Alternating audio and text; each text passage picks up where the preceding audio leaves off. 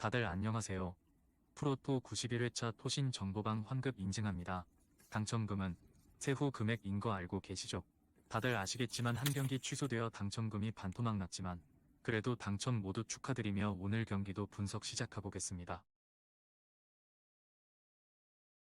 금일 첫 번째 경기 댈러스 대 필라델피아 분석 시작해 보겠습니다.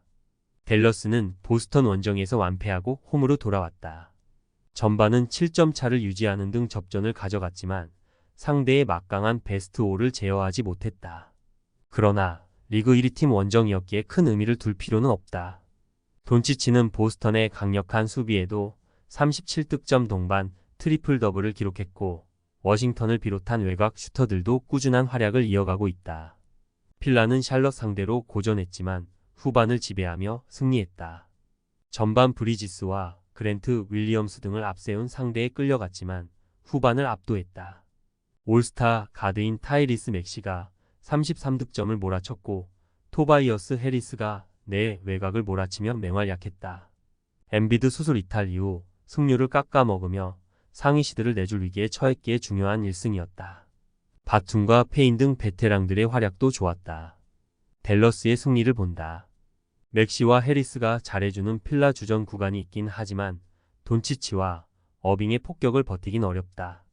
엠비드가 빠졌기에 폴 리드와 밤바 등이 나설 필라 골밑 상대로 라이블리와 클레버 등이 제공권 열세에 빠지지 않을 점도 감안해야 한다. 금일 두 번째 경기 보스턴 대 골든 스테이트 분석 시작해 보겠습니다. 보스턴은 돈치치와 어빙이 팀을 이끈 댈러스를 28점 차로 완패하며 왜 그들이 가장 강력한 우승 후보인지를 다시 증명했다. 테이텀과 브라운, 포르징기스가 나란히 24득점 이상을 몰아쳤고 7명의 선수가 10득점 이상의 엄청난 화력을 보여줬다. 프리처트와 틸만 등이 벤치에서 15분 정도를 가져가기에 주전이 30분대 후반을 뛰지 않은 점도 인상적이었다. 골스는 토론토 원정에서 기분 좋은 역전승을 거뒀다. 전반 상대에게 리드를 허용하고 끌려간 경기였는데 후반을 지배했다. 반주 수비를 책임지면서 리바운드도 13개를 걷어낸 그린의 수비적 역량이 빛났고 쿠민가가 커리의 득점 부담을 줄여줬다. 다시 주전으로 올라선 탐슨도 팀 플레이에 집중하는 모습이 나오며 반등에 성공했음을 증명했다. 보스턴의 승리를 본다. 두 팀은 두 시즌 전 파이널에서 명승부를 펼치며 라이벌리를 형성했었다. 그러나 2년이 지난 지금은 힘의 균형에 금이 가 있다. 테이텀과 브라운이 더 성장한 보스턴과 달리 골스는 2살 더 먹은 커리와 탐슨이 프라임 타임에서 내려왔다. 압도적인 주전 구간의 우위를 가져갈 보스턴이 연승을 이어갈 것이다. 금일 세 번째 경기 미네소타 대 LA 클리퍼스 분석 시작해 보겠습니다. 미네소타는 세크 상대로 나선 홈 경기에서 패배하며 서부 1위에서 치고 나가지 못했다. 에드워즈가 경기 도중 급하게 자리를 비웠는데 아내의 출산 관계로 경기장을 떠난 여파가 컸다. 타운스와 리드, 고베어 등 3명의 빅맨을 내세운 빅 라인업으로 분위기를 가져오기도 했지만 스윙맨 포지션에서 상대를 공략할 선수가 마땅치 않았다.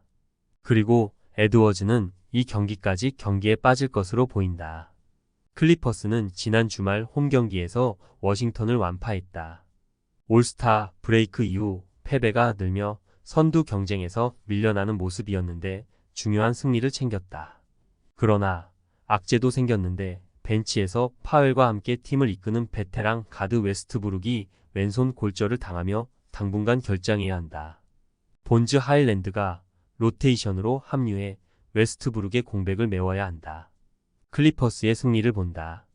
웨스트브룩이 빠지는 클리퍼스지만 미네소타 역시 에드워즈가 아이 출생 관계로 출전에 변수가 있고 나선다 하더라도 다소 업된 상태가 경기력의 기복으로 이어질 수 있다. 돌아온 폴 조지가 레너드를 지원해 주전 구간의 리드를 이끌 것이고 하든이 콜리의 사이즈를 공략할 클리퍼스가 승리할 것이다. 금일 네 번째 경기 올랜도 대 디트로이트 분석 시작해 보겠습니다. 올랜도는 유타를 잡고 최근에 좋은 흐름을 이어갔다. 유타가 3쿼터 추격에 성공하며 역전을 당했지만 승부처인 4쿼터를 지배했다. 두 경기 결장에서 돌아온 파올로 반케로가 29.6어시스트 9리바운드로 맹활약했고 벤치에서 나온 프란츠의 형인 모리츠 바그너가 리바운드 동반 더블더블을 기록했다. 워낙 수비가 탄탄하기에 뒤지는 경기도 질 것 같지 않은 최근을 보내고 있다. 디트는 클블 상대로 후반 추격에 나서며 추격했지만 전반 벌어진 점수차를 극복하지 못하고 패했다. 그로 인해 시즌 10승을 챙기지 못한 상황에서 50패를 당했다. 커닝햄이 10어시스트 포함 더블더블을 기록했지만 야투 난조에 시달렸고 경쟁력 있었던 주전 구간과 달리 벤치 지원이 아쉬웠다. 폰테키오 외에 벤치에서 나와 득점해줄 선수가 보이지 않는다. 올랜도의 승리를 본다. 디트는 스튜어트가 돌아온 이후 주전 라인업이 안정을 찾았지만 반케로와 프란츠 바그너가 나설 올랜도 상대로 원정에서 우위를 가져가긴 어렵다. 콜 앤서니를 비롯해 조 잉글스와 모리츠 바그너 등의 벤치 지원도 확실한 올랜도가 1승을 더할 것이다. 금일 5번째 경기 토론토 대 샬럿 분석 시작해 보겠습니다. 토론토는 전반에 우위를 이어가지 못하며 골스에 역전패했다. 전반 발액과 퍼틀 등의 야투가 터지며 앞서갔지만 3쿼터 상대의 외곽포를 막아내지 못했다. 그래도 켈리 올리닉과 딕 등 벤치에서 꾸준히 득점이 나오는 데다 발액과 퀴클리 등 외곽을 책임질 선수들이 있다. 단 팀의 에이스인 반즈가 직전 경기에서 손가락 골절 부상을 당했기에 결장한다. 샬럿은 필라 원정에서 전반 리드를 잡으며 앞서갔지만 후반을 내주며 패했다. 27점을 기록한 브리지스가 잘해줬고 모처럼 베르탄스와 미치치 등 벤치 지원이 좋았던 경기였는데 트레맨과 세스 커리가 나선 주전 백코트의 생산력이 너무 아쉬웠다. 그래도 그랜트 윌리엄스와 트레맨 등이 합류한 이후 팀 경기력은 확실히 나아졌다. 토론토의 승리를 본다. 반지가 빠지는 건 분명 큰 전력 누수다.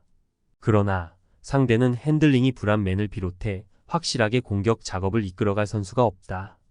퀴클리와 딕 등이 백코트에서 역할을 할 수 있고 퍼트리 브리지스와 리차드의 골밑 침투를 저지할 토론토가 승리할 것이다. 금일 6번째 경기 클리블랜드 대 뉴욕 닉스 분석 시작해 보겠습니다. 클블은 디트 원정에서 완승을 거두고 미러키와 디비전 리더 경쟁을 이어갔다. 완벽하지 않은 몸 상태라는 진단 아래 미첼이 결장한 경기였는데 그래도 승리했다. 갈란드가 메인 볼핸들러 역할 외에도 스코어러로 나서 29점을 기록했고 모블리와 알렌이 32리바운드를 건져냈다. 뉴욕은 골스를 상대했던 지난 금요일 홈 경기에서 완패했다. 1쿼터 시작과 함께 12점 리드를 허용했는데 그 이후 원포제션으로 접근하지 못하며 패했다. 한 경기를 휴식하고 돌아온 브런슨이 27점을 기록하며 잘해줬고 벤치에서 나선 맥브라이드와 심스의 득점도 있었지만 디빈센조와 조시 하트 등 스윙맨 듀오가 시도한 야투 38개 중 28개가 림을 외면했다. 클블의 승리를 본다. 미첼이 한 경기를 더 쉬어갈 수도 있지만 갈란드와 모블리가 득점에서 공백을 메울 수 있고 오코로는 스윙맨 디펜더로 나서 상대 득점원을 막아낼 것이다.